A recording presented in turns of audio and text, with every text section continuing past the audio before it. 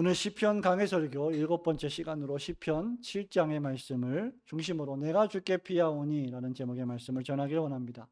오늘은 저의 사적인 이야기를 시작으로 시편 설교를 하려고 합니다. 그것은 여러분 다름 아닌 꿈 이야기인데요. 여러분 사시면서 꿈을 자주 꾸시는 분도 있을 거고 잘 안 꾸는 분도 계실 겁니다. 그런데 저는 지금까지 잠을 자면서 꿈을 꾸어 본 적이 그렇게 많지 않은 것 같습니다. 제가 기억을 하지 못하는 건지 아니면 정말 잠을 잘 때 꿈을 꾸지 않는 것이든지 잘 모르겠지만 꿈을 꾼다고 해도 일단 자고 일어나면 저는 꿈이 하나도 기억이 나지 않습니다. 그것은 제가 참으로 개인적으로 감사하는 일인데요. 왜냐하면 좋은 꿈이면 참 하루가 괜찮을 텐데 악몽에 시달리고 아주 나쁜 꿈이면 그 하루가 아주 정신이 없을 것이기 때문입니다. 실제로 사람들 가운데는요, 꿈자리가 뒤숭숭하다면서 자녀들에게 전화를 걸어서 별일 없냐 이렇게 물어보기도 합니다. 신자들 가운데도 그런 사람들이 아주 많이 있습니다. 신기한 일입니다. 아마 여러분들도 한두 번쯤은 여러분의 부모님들에게 또는 가족들에게 내가 어젯밤에 아주 뒤숭숭한 꿈을, 아주 안 좋은 꿈을 꿨는데 네가 나오더라. 너 혹시 별일 없냐? 이렇게 아마 그런 전화를 받은 적도 있을 겁니다. 그런데 꿈을 잘 꾸지 않고 꿈을 꾸어도 잘 기억이 나지 않는 저에게도 1년에 한두 번쯤은 자고 일어나도 꿈이 생생하게 기억나는 때가 있습니다. 그리고 지금까지 평생 한두 번쯤은 꿈을 꾸다가 가위에 눌리고 의식은 깨어 있는데 전혀 깨지 못하는 그런 고통 속에 있었던 기억도 있을 것입니다. 그리고 기억하고 싶지 않은 악몽을 꾼 적도 있을 것입니다. 여러분들도 마찬가지로 한두 번쯤은 악몽에 시달린 적이 있겠죠. 누군가가 칼을 들고 도망치고 도망쳐도 계속 쫓아오는 꿈, 그런 꿈 꾸신 적이 있을 겁니다. 피하려고 도망치고 도망치다가 아득한 낭떠러지로 떨어져서 죽는 것 같은 그런 공포스러운 경험도 있을 것입니다. 잠에서 깨고 보니까 침대에서 떨어진 자신을 발견하기도 하죠. 꿈이라서 얼마나 다행일까요? 더욱이 여러분, 이런 꿈이 아니라 현실이라면 어떻겠습니까? 정말 지금 벌어지는 일이 꿈이라면 좋을 정도로 이 현실이 악몽 같다면 얼마나 고통스러운 일이겠습니까? 지금 시편 7장에서 다윗이 경험하고 있는 것이 바로 악몽과도 같은 현실입니다. 이것은 전혀 꿈이 아닙니다. 너무나 고통스러운 현실입니다. 차라리 꿈이었다면 좋을 듯한 현실 말입니다. 우리에게 악몽은요, 그저 꿈이지만 지금 다윗의 현실은 꿈 같은, 꿈이었으면 좋겠을 만한 악몽 그 자체입니다. 그래서 다윗은 이런 악몽 같은 현실, 이런 괴로운 죽고 싶은 현실 속에서 1절의 첫 연을 여호와 하나님의 이름을 부르며 시작합니다. 내가 주께 피하오니 라고 노래하는 것입니다. 오늘은 시편 7편을 통해서 내가 주께 피하오니라는 제목으로 악몽 같은 고통의 현실을 마주한 다윗이 어떻게 이 상황을, 이 현실을 믿음으로 타개하고 이겨냈는지를 살펴보며 은혜를 받기 원합니다. 여러분, 우리 한번 따라해 보실까요? 내가 주께 피하오니. 다윗은 왜 주께로 피한다 이렇게 말했을까요?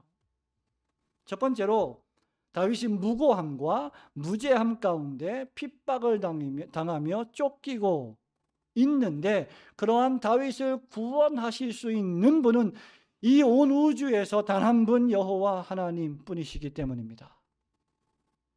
우리 1절과 2절 말씀을 우리 함께 같이 읽어봅니다. 시작. 여호와 내 하나님이여 내가 주께 피하오니 나를 쫓아오는 모든 자들에게서 나를 구원하여 내소서. 건져낼 자가 없으면 그들이 사자같이 나를 찢고 뜯을까 하나이다. 아멘. 이 시편은 다윗의 시가요 베냐밋의 구시의 말에 따라 여호와께 드린 노래다라는 제목, 타이틀, 표제가 붙어 있습니다. 시가요니란 여러분 혹시 구약성경을 자세히 읽어보신 분은 기억하시겠습니다마는 하박국 3장 1절에 기록되어 있는 말씀인데 시가 온 옷에 맞춘 노래다라고 하는 그 시가 온 옷이라고 하는 단어의 단수형입니다. 하박국 3장 1절에서 선지자는 이렇게 말합니다. 시기 온옷에 맞춘 선지자 하박국의 기도라 라고 시작하면서 2절에서 이렇게 탄식하며 기도합니다. 여호와 놀랐나이다. 여호와여 주는 주의 일을 이 수년 내에 부응하게 하옵소서. 이 수년 내에 나타내시옵소서. 진노 중에라도 긍휼을 잊지 마옵소서. 여러분, 이 하박국의 기도는 일종의 탄식의 기도입니다. 그렇기에 시가연, 시기온옷이라고 하는 단어는 단식하다, 한숨을 쉬다, 울부짖다, 외치다의 뜻을 가집니다. 그러므로 시편 7장은 탄식시의 이 시편 2편부터 6편까지 전체를 아우르는 탄식시의 절정이며 결론이라고 할 수 있을 것입니다. 시인 다윗은 왜 탄식하며 울부짖고 있습니까? 사울과 같은 베냐민 지파의 사람 구스가 다윗을 반역자로 몰아세우며 다윗을 향하여 거짓말과 중상모략으로 비난하고 있었기 때문입니다. 이는 압살롬의 반역 시 다윗을 말로 공격했던 시므이의 모습과 매우 유사합니다. 지금 다윗은 여러분 잘 아시는 것처럼 우리가 2편부터 7편까지 계속 살펴오는 이 배경이 다윗이 왕자에서 쫓겨나 압살롬의 반역으로 고통을 당하고 있는 배경입니다. 지금 다윗은 압살롬의 반역으로 도망자의 신세가 되었고, 압살롬은 추격자가 되었고, 그의 군사들은 다윗을 죽이려고 혈안이 되어 있었습니다. 다윗의 권위는 실추되었습니다. 다윗은 수치를 당하고 있었을 뿐만 아니라 생명의 위협을 당하고 있었습니다. 여러분, 이것이 여러분의 인생에서 직장을 잃어버리는 일이든지 이제까지 쌓아온 모든 명예와 힘을 다 잃어버리는 상황이든지 아무 관계없이 지금 다윗이 처한 상황이 바로 그러한 상황이었습니다. 마치 꿈에서 칼을 들고 도망쳐도 자신을 죽이려고 끝없이 달려드는 수많은 자객들이 지금 다윗에게는 현실이었던 것입니다. 그래서 쉽게 잠을 자지 못하고 편하게 잠을 자지 못하지만 하나님의 은혜로 잠을 자고 또 아침에 깨었던 다윗이었습니다. 그래서 지금 다윗은 탄식하며 눈물을 흘리며 울부짖으며 하나님께 긴급히 기도하는 것입니다. 다윗은 하나님을 지금 본문에서 어떻게 부르고 있습니까? 여호와 내 하나님이여 라고 부르면서 하나님과의 친밀한 관계를 나타내고 있습니다. 그리고는 내가 주께 피합니다 라고 외칩니다. 그리고 1절 2연에서 다윗은 여호와께 피하면서 즉시 자신을 모든 자들 즉 박해자로부터 그리고 추격자로부터 구원하여 달라고 외칩니다. 왜냐하면 사자들이 자신을 물고 뜯으면 거기서 구원할 자가 아무도 없을 것이기 때문이다 라고 말합니다. 다윗은 이미 여러분 어렸을 때부터 젊을 때부터 목동으로 자신이 지키던 양을 지킬 때 그 양을 노략질하러 오는 수많은 이리들 늑대들 그리고 사자들을 상대했던 인물입니다. 그리고 사자들이 이 양떼를 습격할 때 그 잔인함이 얼마나 엄청난 것인지를 이미 경험한 인물입니다. 그렇게 다윗은 자신이 그러한 난폭한 사자들로부터 구원하실 수 있는 유일하신 한 분 여호와 하나님께 내가 피합니다 라고 말하는 것입니다. 이와 같이 하나님을 믿는 신약의 신자들, 오늘 예배를 드리고 있는 이 자리에 앉아있는 여러분들 모두 이 세상에서 이 모양 저 모양 이 상황 저 상황 가운데 대적들의 공격을 받게 되어 있습니다. 우리 예수님께서도 신약시대에 하나님을 섬기며 예배하고 경배하는 사람들이 대적자들의 공격을 받게 될 것이라고 경고하신 바 있습니다. 그러니 하나님을 믿고 섬기는 사람들은 필연적으로 이 세상을 살아갈 때 핍박을 받게 되어 있다는 것이죠. 요한복음 15장 19절 20절에서 예수님 말씀하십니다. 너희가 세상에 속하였다면 세상이 자기의 것을 사랑할 것이나 너희는 세상에 속한 자가 아니요 도리어 내가 너희를 세상에서 택하였기 때문에 세상이 너희를 미워하느니라. 내가 너희에게 종이 주인보다 더 크지 못하다 한 말을 기억하라. 사람들이 나를 박해하였은즉 너희도 박해할 것이요 내 말을 지켰은즉 너희 말도 지킬 것이라. 신자가요, 여러분들이 세상에서 하나님을 안 믿고 불경건하게 악을 행하며 죄를 지으며 살아가는 세상 사람들과 똑같이 살면 여러분들에게 박해는 없습니다.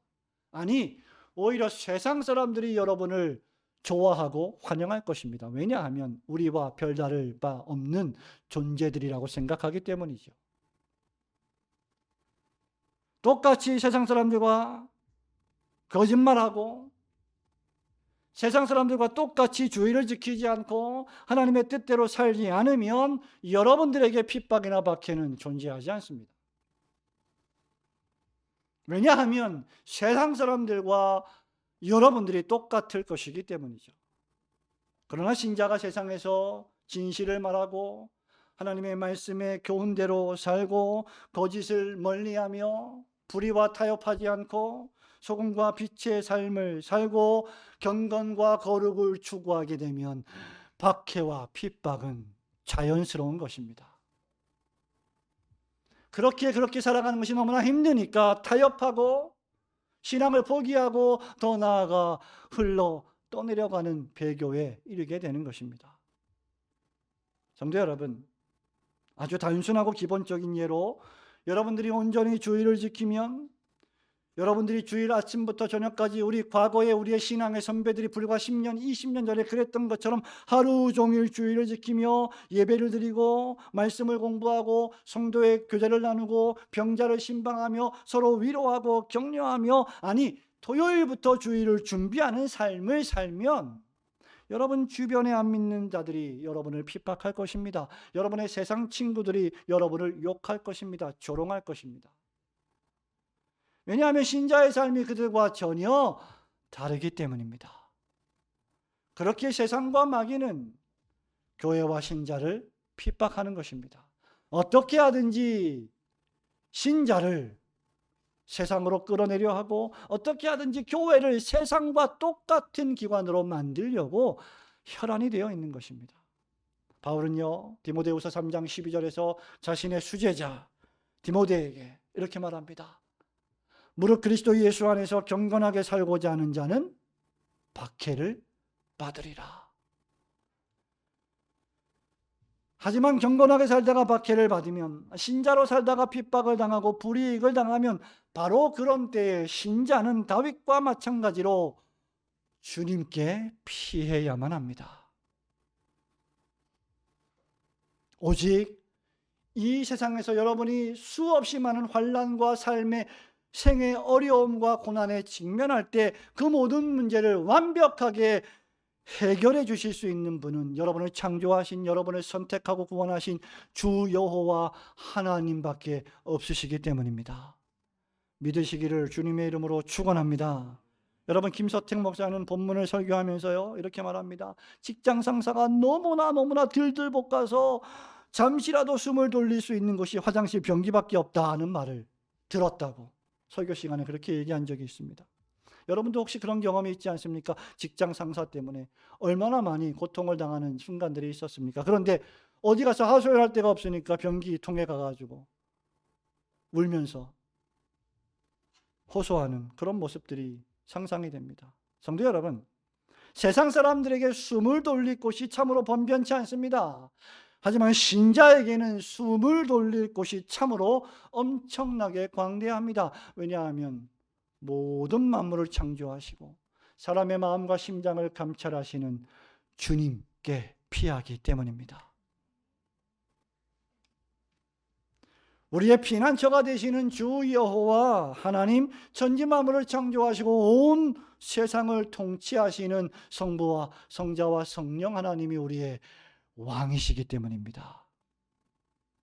더욱이 지금 다윗은 하나님께서 자신을 보호해 주시고 구원해 주셔야 할 이유를요 3절, 4절, 5절에서 더욱 강력하게 호소합니다. 다윗은 반역을 일으킨 압살롬과 대적자들이 다윗을 향해 제기하는 고소와 고발에 대하여, 거짓말에 대하여 내가 그러한 상응하는 죄를 범한 적이 없습니다, 하나님, 이렇게 호소하고 있어요. 다윗은 자신이 이런 일을 했다면, 손으로 죄를 지었다면, 평화협정을 맺고 순식간에 배신하여 뒤통수를 쳤다면, 아무 이유 없이 대적자들의 소유물을 약탈한 적이 있다면 5절에서 원수가 나의 영혼을 쫓아잡아 생명을 짓밟게 하고 영광을 먼지 속에 살게 해달라고 자신을 저주합니다. 이것이 자기 저주의 시입니다. 하나님, 저는 그러한 적이 없습니다. 그러므로 내가 그랬다면 저를 죽이십시오라고 말하는 것이죠. 하지만 그것이 사실이 아니기 때문에 자신의 무죄를 맹세로 하나님, 저를 구원해 주셔야 합니다라고 호소하는 것입니다. 여러분, 이것은 무죄함의 가장 강력한 표현입니다. 지금 다윗은 자신이 하나님, 내가 도덕적으로 완벽한 사람이에요, 저는 거짓말을 한 번도 한 적이 없어요, 저는 인격적으로 정말 완전한 사람이에요 라고 말하는 것이 결코 아닙니다. 그는 불완전했고 죄인이었습니다. 실수도 많이 했습니다. 하지만 적어도 대적자들의 중상모략과 거짓말로 만들어낸 음모가 하나같이 사실이 아닙니다 라고 말하는 것입니다. 여기서 우리는 다윗의 위대함을 볼 수 있습니다. 성도 여러분, 우리는 억울한 일을 당할 때, 우리는 뭔가 자신이 억울하다고 느낄 때 얼마나 빨리, 얼마나 많이, 자주 입을 열면서 그 억울함을 해결하고 상대방을 정죄하고 비난하고 불평하기에 빠릅니까? 다윗은 환난을 당할 때 다른 곳이 아닌 주님께로 피했습니다. 여러분 어떠십니까? 억울한 일을 당할 때, 핍박을 당할 때, 까닭 없이 누가 나를 중상모략할 때 여러분은 이에는 이, 눈에는 눈으로 해결하지 않으십니까? 여러분 누구에게 그것을 푸십니까? 다른 사람들에게 그 사람을 험담하며 풀고 있지는 않습니까? 사람들을 붙잡아 놓고 1시간, 2시간, 3시간씩 하소연하지는 않습니까? 예, 사람이기 때문에 언제든지 그럴 수 있습니다. 하지만 도울 힘이 없는 인생을 의지하고 있는 것은 아닌지 성찰해 보아야 합니다. 적어도 신자라면 말입니다. 환난과 핍박을 당할 때 여러분은 돈으로, 권력으로 그것을 해결하려 하지는 않았습니까? 아니면 그들과 똑같이 악을 했습니까? 바울은 로마서 12장 21절에서 기독교의 윤리, 그리스도인의 삶의 윤리가 시작되는 12장 마지막 절에서 사회생활의 결론으로 이렇게 말합니다. 신자가 교회 생활도 해야 되고 신앙생활도 해야 되는데 사회생활도 소홀히 하면 안 된다라고 말하면서 사회생활의 결론에 악에게 지지 말고 선으로 악을 이기라 고 권면했습니다. 억울한 일 당할 때, 까닭 모를 고난이 임할 때, 구체적으로 내가 잘못한 일이나 말이나 행동이 없음에도 오해를 당하고 욕을 먹을 때 여러분은 신자로서 어떻게 하십니까? 다윗은 주께로 피했습니다. 다윗은 여호와를 피난처로 삼았습니다. 여러분, 제가 교회를 개척하고 교회 이름을 지을 때 여러 가지 교회 이름의 후보자가 있었는데 그 중에 하나가 피난처 교회입니다. 여러분이 아실지 모르겠지만, 왜냐하면 그 당시에 환난을 당한 자들이 많았기 때문이에요. 고통을 당하고 힘들었던 성도들이 매우 많았기 때문입니다. 근데 그러면 전부 피난 오시는 분들만 계실까 봐 피난처 교회로 차마 이름을 못 지었습니다. 시인 아삽은 시편 73장 28절에서 이렇게 노래합니다. 하나님께 가까이 함이 내게 복이라. 내가 주 여호와를 나의 피난처로 삼아 주의 모든 행적을 전파하리이다. 여러분, 저는 여러분에게 묻고 싶습니다. 여러분에게 피난처는 누구이십니까?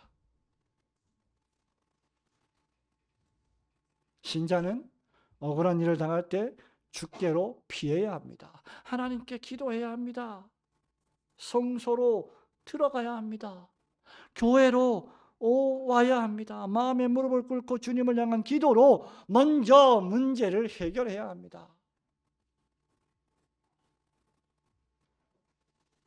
그 모든 사자의 이빨과 같은 박해와 고난에도 우리를 구원하실 분은 오직 여호와 하나님 한 분밖에 없으실 것이기 때문입니다.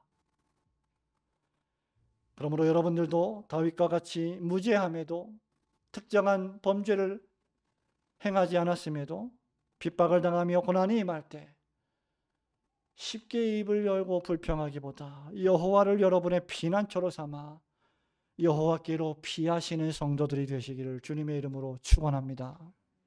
둘째로 내가 주께 피하오니 이 말씀은 여호와 하나님께서만이 다윗을 구원하시고 더 나아가 다윗이 옳다라고 선언하여 주실 유일한 의로우신 재판장이시기 때문입니다. 우리 11절과 12절 말씀을 함께 읽겠습니다. 시작. 하나님은 의로우신 재판장이시며 매일 분노하시는 하나님이시로다. 사람이 회개하지 아니하면 칼을 가시며 그의 화를 이미 당기어 예비하셨도다. 아멘. 1절과 5절에서 자신의 무죄함을 맹세로 하나님께 구원을 호소하던 다윗이 이제는 완전히 그 어조를 바꾸어서 하나님께서 즉시 일어나 자신을 위하여 행동하실 것을 촉구하고 있습니다. 마치 전쟁을 선언하고 돌격하기를 원하는 기도입니다. 그렇게 5절 마지막을 셀라로 일단 끝내는 것은 매우 자연스러워 보입니다. 이제까지 하나님, 저는 저의 무죄함을 하나님께 아뢰고 저를 구원해 달라고 호소했습니다. 하나님, 이제부터는 일어나셔서 악과 죄를, 대적자들을 멸하여 주옵소서라고 담대하게 기도하는 것입니다. 다윗 자신의 무죄함에 대한 호소는 이제 끝났습니다. 이제는 하나님께서 행동하시기를 촉구하고 있습니다. 그렇게 다윗은 6절을 여호와여 진노로 일어나사라고 시작합니다. 6절에서 다윗은 하나님께서 행동하시기를 촉구하면서 세 가지 동사를 사용합니다.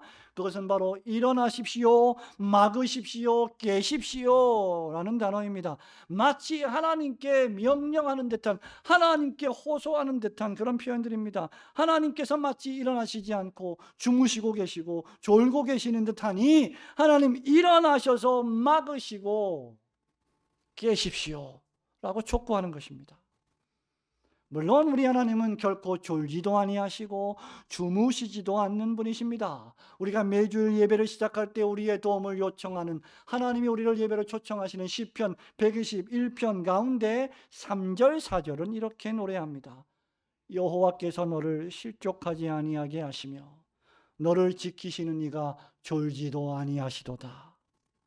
이스라엘을 지키시는 이는 졸지도 아니하시고 주무시지도 아니하시리로다.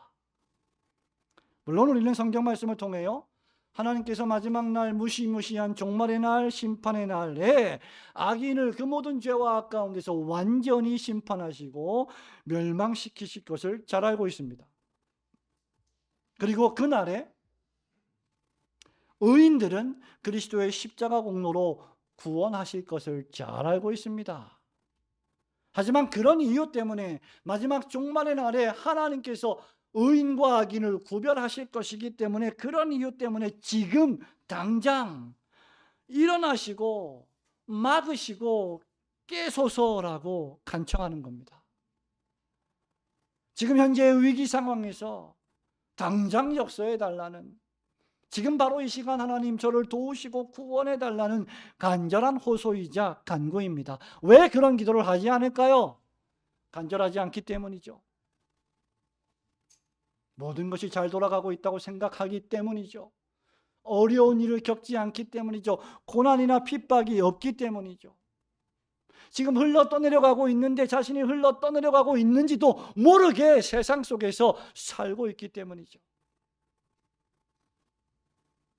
성도 여러분, 그렇게 이 간절한 호소는 고난당하고 핍박당하지만 경건하고 거룩을 추구했던 신자의 기도요, 의인의 기도입니다.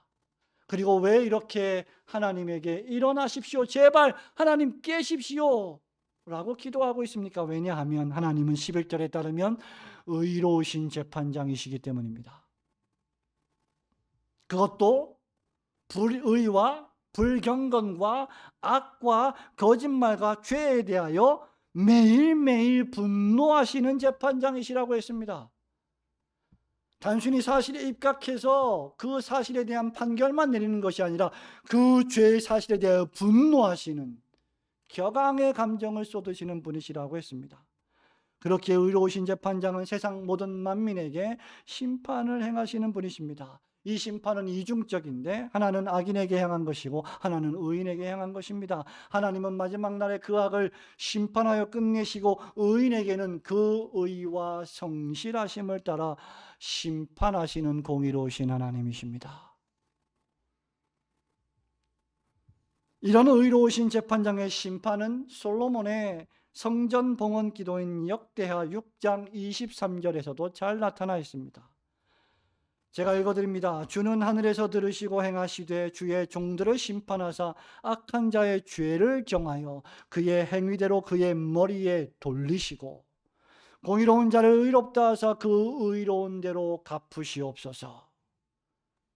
하나님께서 이렇게 심판하실 수 있는 것은 9절 말씀처럼 의로우신 하나님께서 사람의 마음과 심장과 양심을 감찰하시는 분이시기 때문입니다. 그래서 우리가 주께 피해야 하는 것입니다. 우리 속담에요 이런 말 있죠. 10길 물속은 알아도 한 길 사람 속의 마음은 잘 모른다. 예, 잘 모릅니다. 잘 드러나지 않아요. 사람의 마음은 아는 거 쉽지 않습니다. 그렇게 여러분, 세상의 재판장들은, 세상의 판사들은, 세상의 검사와 변호사들은 돈을 받고 재판을 굳게 하기도 하고 자신의 친분 관계에 따라서 악인을 풀어주기도 하고 무죄한 자를 감옥에 넣기도 합니다. 그런 일들이 불의한 이 세상에서는 비일비재하게 일어납니다. 그러나 하나님의 재판정에서는 결코 이런 일이 있을 수 없습니다. 인간 판사들은 연약하고 약하여 때로 실수하고 재판을 왜곡하지만 하나님의 재판은 항상 일관되게 의롭고 정의롭고 거룩하기 때문입니다. 이유는 하나님께서는 사람의 마음과 양심을 꿰뚫어 보시기 때문입니다.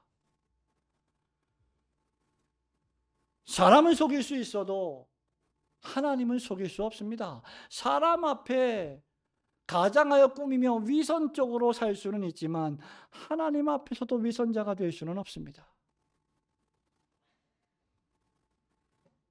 그런데 여러분, 세상이 왜 이렇게 악합니까? 하나님께서 매일매일 분노하시는 의로우신 재판장이시라면 세상은 왜 이렇게 악이 넘치는 것입니까? 만약 그렇다면 악이 넘치지 않아야 하지 않겠습니까? 그런데 여전히 세상은 불의가 넘칩니다. 무죄한 자가 고통을 받습니다. 진실되게 살아가면 불이익을 당합니다. 악인들은 더욱 잘 사는 것 같지 않습니까? 거짓말을 하고 권모술수에 능한 자가 돈을 많이 벌고 높은 자리에 올라가지 않습니까? 여러분, 그런 사람들이 부럽지 않습니까? 한편으로는 나도 저렇게 살면 좋을 텐데, 나는 이 교회 다닌다는 것 때문에, 나는 신자라는 것 때문에, 나는 목사, 장로, 집사, 권사라는 이 직분 때문에 그렇게 살지 못하니 정말 너무 힘들다, 그렇게 생각하십니까?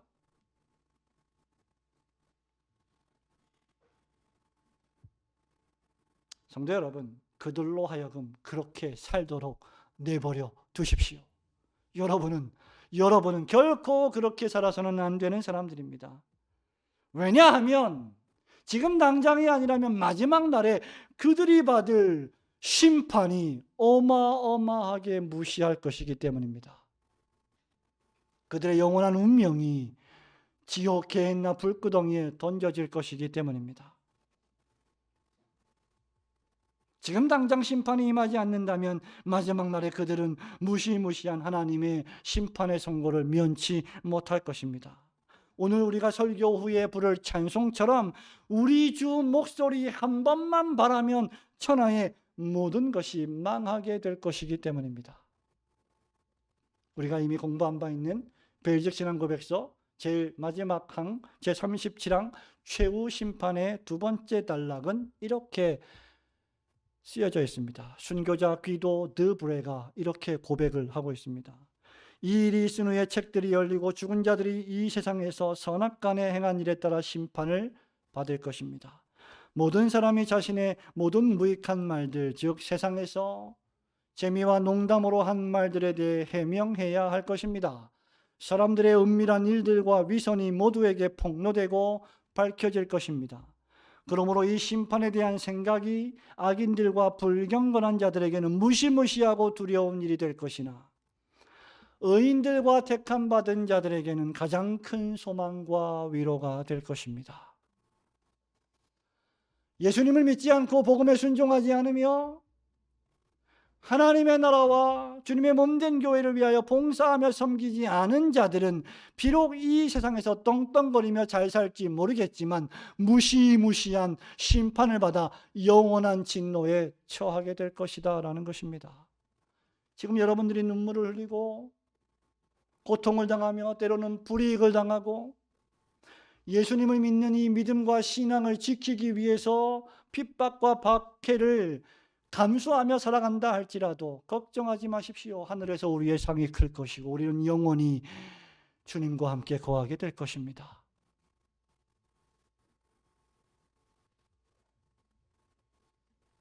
그러므로 12절 말씀에 따르면 사람이 회개하지 않고 주 예수 그리스도를 믿으며 복음의 말씀에 순종하며 계명에 명령한 대로 살지 않는다면, 즉 하나님 말씀대로 살지 않는다면, 십계명 지키며 살아가지 않는다면 하나님은 예리하게 칼을 가시고 활을 당기어 전쟁을 준비하십니다.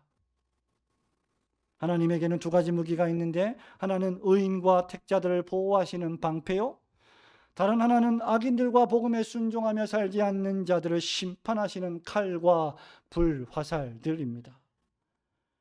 시편, 우리가 이미 공부한 시편 3편 3절에서 다윗은 말합니다. 여호와여 주는 나의 방패십니다.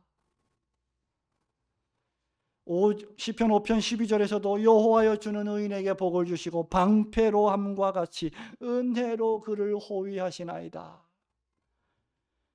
그러나 악인에게 주님은 결코 방패가 되시지 않으실 것입니다.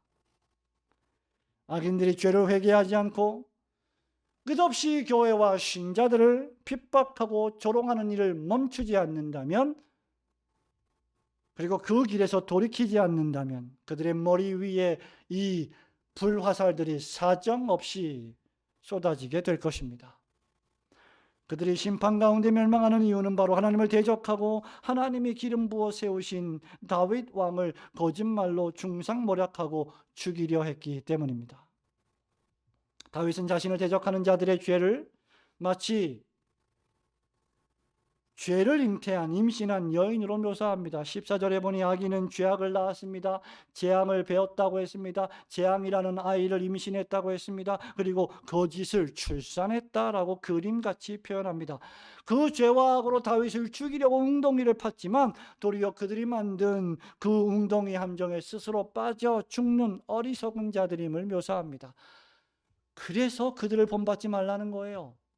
이 세상에서 정말 권모술수에 능하고 거짓말을 능수능란하게 하면서 승승장구하는 것 같이 보이는 사람들이 자신들이 만들어낸, 자신들이 입 밖으로 낸 그 모든 거짓말과 계략에 스스로 올가미가 되어 심판을 당하게 될 것이다 라는 것입니다.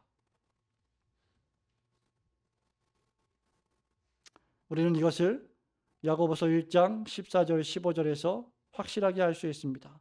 오직 각 사람이 시험을 받는 것은 자기 욕심에 끌려 미혹됨이니, 그 다음 욕심이 잉태한 즉 죄를 낳고 죄가 장성한 즉 사망을 낳느니라. 이미 수년 전에 우리 교회에서 말씀을 통해 들었던 에스더서의 이야기에 따르면 에스더 7장 10절에서 모르드게를 죽이려고, 하나님을 경건하게 섬겼던 모르드게를 죽이려고 하만이 높이 만들었던 장대에 달려 죽은 인물이 모르드게가 아니라 하만 자신이었습니다. 거짓말을 밥 먹듯이 하고 임기응변으로 위기를 모면하며 경건한 교회와 신자들을 박해하는 악의들과 불경건한 자들은 그들이 파놓은 구덩이에 그들이 빠져 들어갈 것입니다. 다윗은 무고하게 자신을 정죄하고 박해하는 악인들이 이런 공의로우신 재판장이신 하나님의 심판을 받게 될 것을 굳게 확신하고 있었습니다. 그래서 본인이 어려움을 당할 때, 박해를 당할 때 하나님, 나의 하나님, 나의 언약의 하나님, 내가 주께 피합니다 라고 한 것입니다. 성도 여러분, 그렇지 않으면 무시무시한 심판의 하나님의 손에 빨려 들어가는 일은 참혹한 일이 될 것이기 때문입니다.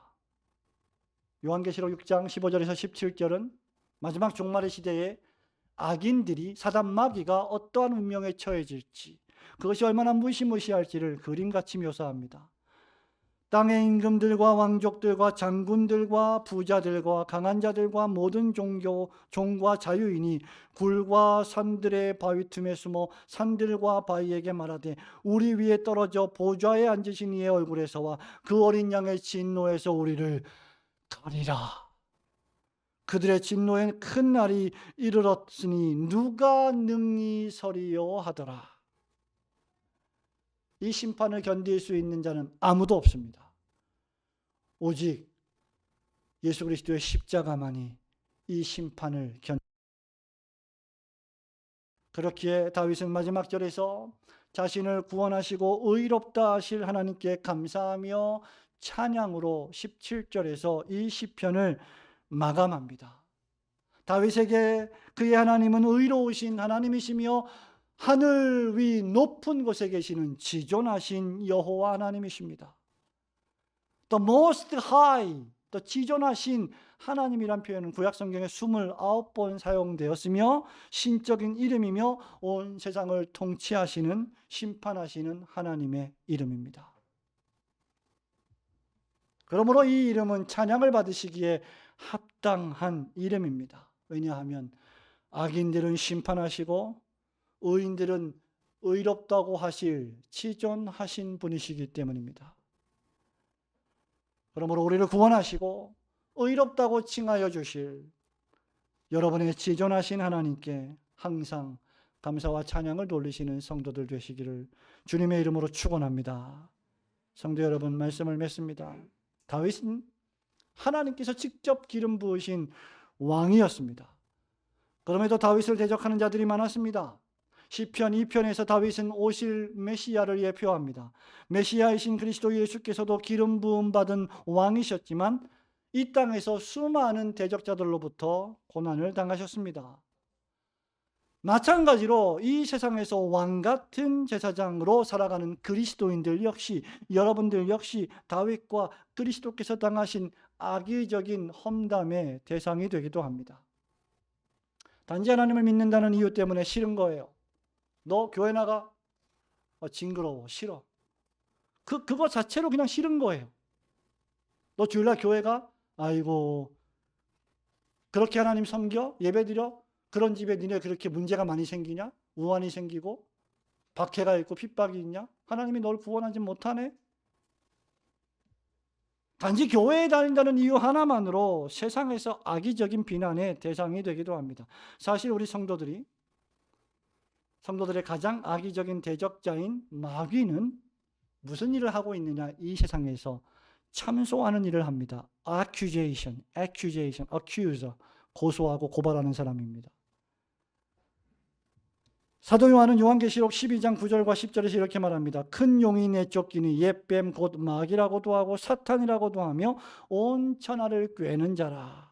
그가 땅으로 내쫓기니 그의 사자들도 그와 함께 내쫓기리니 내가 또 들으니 하늘에 큰 음성이 있어 이르되 이제 우리 하나님의 구원과 능력과 나라와 또 그의 그리스도의 권세가 나타났으니 그 다음 우리 형제들을 참소하던 자, 곧 우리 하나님 앞에서 밤낮 참소하던 자가 쫓겨났고 마지막 날에 교회를 핍박하고 신자들을 참소했던, 박해했던, 우리의 눈에 눈물을 흘리게 했던 그 사단 마귀의 존재들이 하나님의 심판을 받아 완전히 은혜의 자리에서 쫓겨나게 될 것입니다. 우리 주님이 십자가에서 피 흘려 죽으심으로 사단 마귀는 정죄를 당했고 이미 쫓겨났습니다. 더 이상 마귀는 예수께서 피 흘려 값주고 사신 여러분을 참소하지 못합니다. 하나님의 자녀를 빼앗아갈 수 없습니다. 그러므로 사도 바울은 이 놀라운 구원의 확실성을 로마서 8장 33절과 34절에서 이렇게 기쁘게 노래합니다. 누가 능히 하나님께서 택하신 자들을 고발하리요. 의롭다 하신 이는 하나님이시니 누가 정죄하리요. 죽으실 뿐 아니라 다시 살아나신 이는 그리스도 예수시니 그는 하나님 우편에 계신 자요 우리를 위하여 간구하시는 자신이라. 그러므로 이제 우리를 위해 간구하시는 예수 그리스도 그분께 피하시기를 바랍니다. 불의한 재판장도 끊임없이 계속 간청하면 우리의 원한을 풀어준다고 했습니다. 누가복음 18장 7절에 보면 하물며 하나님께서 그 밤낮 부르짖는 사랑하신 택자의 원한을 풀어주지 아니하시겠느냐. 여러분 원한이 있습니까? 억울한 심정이 있습니까? 고통이 있습니까? 남들에게 말 못할 괴로움이 있습니까? 오해가 있습니까? 여러분 하나님께 피하십시오. 하나님은 사람이 아니십니다. 하나님은 누가 악인인지 누가 하나님을 사랑하는 의인인지 심장을 꿰뚫어 보시는 분이십니다. 그러므로 우리는 불의한 이 세상 속에서도 의로우신 재판장이신 여호와 하나님을 의지하며 하나님께 호소하고 기도할 수 있습니다. 하나님의 의로우신 판결이 때로는 지금 당장 내가 원하는 대로 실현되지 않을 수도 있습니다. 그러나 낙심하지 마십시오. 하나님은 반드시 심판하시고 모든 것을 옳은 대로 돌려놓으실 것입니다. 그러므로 억울한 일이나 고난당하는 일이나 핍박당하는 일이 있을 때 우리의 구원이시요 우리의 방패이시요 우리의 의로우신 재판장이신 여호와 하나님께 날마다 기도로 피하시는 성도들이 되시기를 주님의 이름으로 축원합니다.